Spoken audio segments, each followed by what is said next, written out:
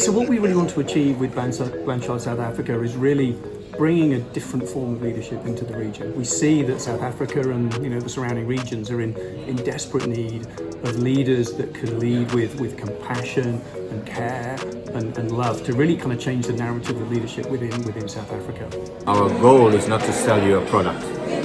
Our goal is to give you value. Our goal is to bring about positive change. We want to shift leadership capabilities to build and grow people so that the organization, the higher purpose of the organization is to do well, so to keep people employed. We know that in South Africa we've got a huge unemployment challenge at the moment. But we as a company in South Africa that's just new, we want to chase down that challenge and say it's an opportunity to bring about positive change. Blanchard South Africa is, we're the youngest global partner for the King Blanchard companies, which is worldwide, and it's a research-based leadership training organization. The basis and the foundation of which is servant leadership. So everything we teach is around how to be a leader. And really, if I can talk about it, we talk about it in 3 buckets in my mind. That's how I explain it. We talk about, first of all, the most difficult person to lead is yourself.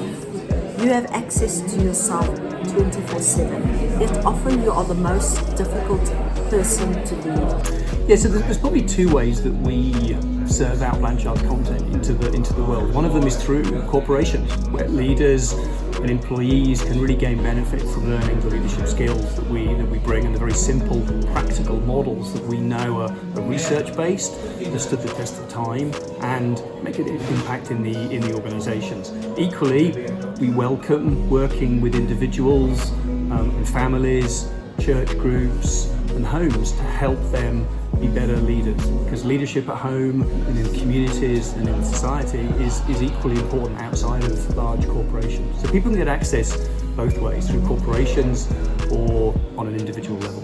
We have lots of programs about knowing who you are, about being mindful, about knowing what you do, what you stand for, why you're here, why are you doing what you're doing? Are you serving a higher purpose? And are you serving your people? The framework is basically to set goals with people, smart goals, and help your people with that goal so that they have a clear understanding of what that goal is. And it's really a conversation around the goal. What I love about the SMART acronym that the Blanchard company uses, the M stands for motivating. So the question about goals is, are you motivated to achieve the goal? When people feel motivated, it's easier for them to achieve the goals in the organization. And the second part is basically diagnosing. We want to see where people are at in terms of their development level.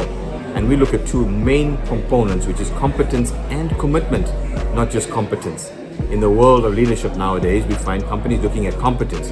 Are you competent? No, we're going to fire you. You don't need to work in this organization anymore because you're not competent. We say, no, stop. You can make people competent by giving them what they need and matching the style of leadership to the development level. We believe that the matching component of leadership style to development level is essentially what's missing right now in organizations. We shared something today around leadership malpractice. And leadership malpractice is when we're not diagnosing accurately where our people are at and providing them with the wrong leadership style to achieve their goals. And that frustrates people. When you talk to people on the ground, we ask them, how is your leader doing?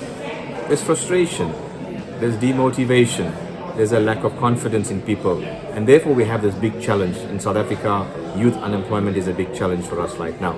But it creates an opportunity for us to enable, equip and empower the youth through having these conversations with leaders.